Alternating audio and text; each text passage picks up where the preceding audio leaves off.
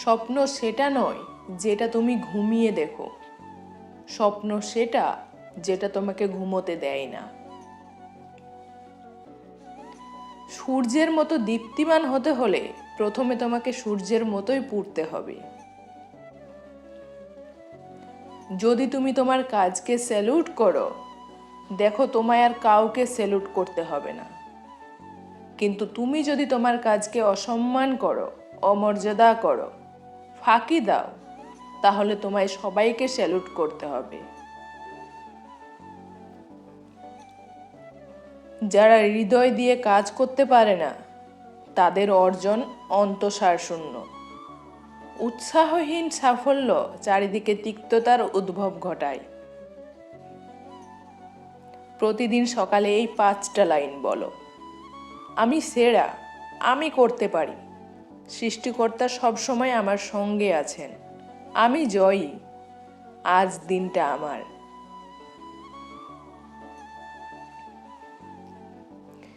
জীবন একটি কঠিন খেলা। ব্যক্তি হিসেবে মৌলিক অধিকার ধরে রাখার মাধ্যমে শুধুমাত্র তুমি সেখানে জয়ী হতে পারবে। আকাশের দিকে তাকাও। আমরা একা নই, পুরো মহাবিশ্ব আমাদের প্রতি বন্ধুত্ব সুলভ। যারা স্বপ্ন দেখে এবং কাজ করে, শুধুমাত্র তাদেরকে শ্রেষ্ঠটা দেওয়ার জন্য চক্রান্তে লিপ্ত এই বিশ্ব। যদি একটি দেশকে দুর্নীতিমুক্ত এবং সুন্দর মনের মানুষের জাতি হতে হয়, তাহলে আমি দৃঢ়ভাবে বিশ্বাস করি এক্ষেত্রে 3জন সামাজিক সদস্য পার্থক্য এনে দিতে পারে। তারা হলেন বাবা, মা এবং শিক্ষক। সমস্যাকে কখনো এড়িয়ে যেতে চাইবে না, বরং সমস্যা এলে তার মুখোমুখি দাঁড়াবে। মনে রাখবে, সমস্যাবিহীন সাফল্যে কোনো আনন্দ নেই।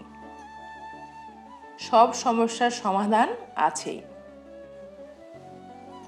যদি তোমার মনে হয় তুমি সব হারিয়ে ফেলেছো, তাহলে মনে রেখো, গাছেরাও তাদের পাতা হারায় প্রতি বছর, তবুও দাঁড়িয়ে থাকে আগামীর শুভ দিনের প্রতীক্ষায়।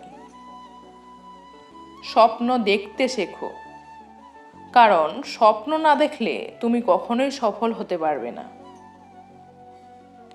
মানুষ যেদিন অন্যের ভুল ধরার চেয়ে সবার আগে নিজের ভুল ধরতে শিখবে, সেদিন মানুষ প্রকৃত মানুষ হবে।